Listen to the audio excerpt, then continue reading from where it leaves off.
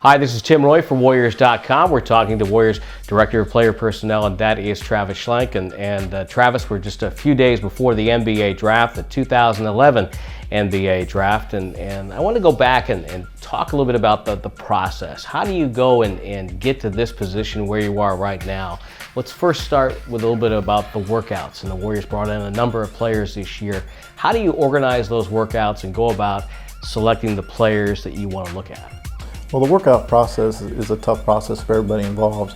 We look at the players we're interested with the 11th pick, and we go and we try to get those players in when we can get them. Obviously, we like to get matchups that would be favorable, guys that we'd be looking at with the 11th pick, but sometimes, we're unable to do that. Earlier in the month, we were able to get Marcus Morrison, and we couldn't get him matched up with anybody else. We're looking at the 11th pick, so we had to do the best we could. But the agents have a tough job in that process too. They've got to get their guys to the teams, where they think they're going to get slated and where they think's the best fit. So it's difficult to set the workups out, but we got it done again this year.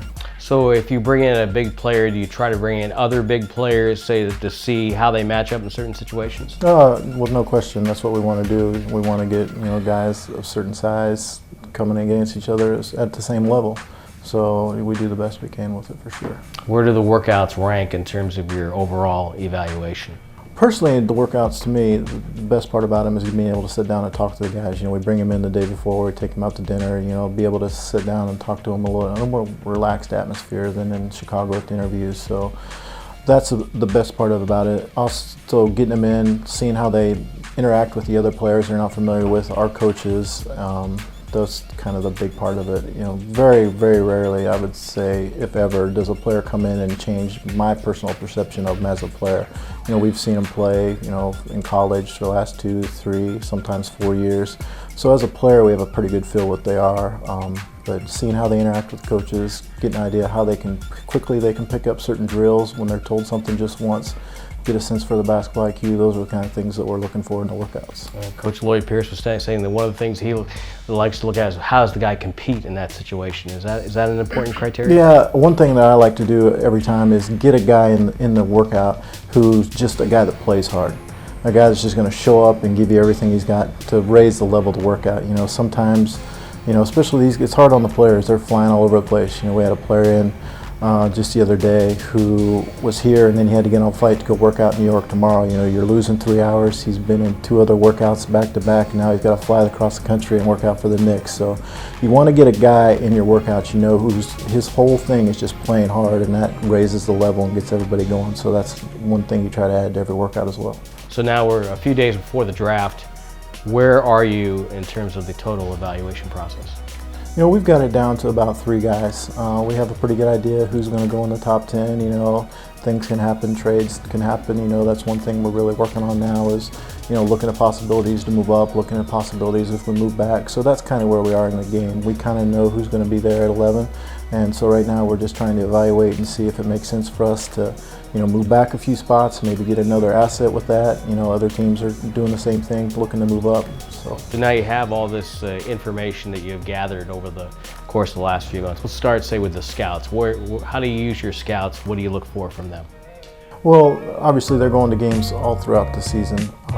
They're compiling their reports. Right now we've got them working the phones. They're calling, they're doing background checks on the guys, looking for any red flags we can find, going all the way back to AU coaches, high school coaches, trainers, things of that nature. So they're doing all that stuff. If they have close relationships with guys on other teams, they're calling the other teams, just trying to dig up any information on the way teams might be leaning, which way they're thinking about going in the draft. So we have all that information. So that's one of the main things they're doing right now. Also, right now they're kind of concentrating on the 44th pick. They're compiling information. These are the guys we think might be available at 44, and that gets to be a lot harder. It's a lot easier to figure out who's going to be available at 11 than it is at 44. So they're going through that process. We really put a lot of confidence and faith in them to be able to narrow that list down to 4 or 5 guys. So when it comes to 44, Larry does a really good job of relying on myself and the rest of the scouts to make that pick. So you have the scouts, the workouts, the pre-draft camps. Do you take anything out of those? Yeah, you get to, again, you get some more intimate setting. You get to see how they interact, how they pick up different drills from different coaching styles. So you do get that, and obviously the interviews. So it's a part of the process for sure. How much film goes into this process? Quite a bit, you know. When I say film, it's kind of old school now. It's all on the computer. And Yeah, the hard I mean, drives. especially, you know, with scouting being global, I mean, it's hard to be all over the globe at once, but, you know, you can get film on all these guys and watch it, you know. So, I mean, there's a lot of film watching that goes into it. What's available now that helps you in deciding about a player that maybe wasn't around, say, 10 years ago? Well, there's several different websites we use. You know, the statistics now are linked with video on several of them, and that's very valuable. You can go in there and pull up a player.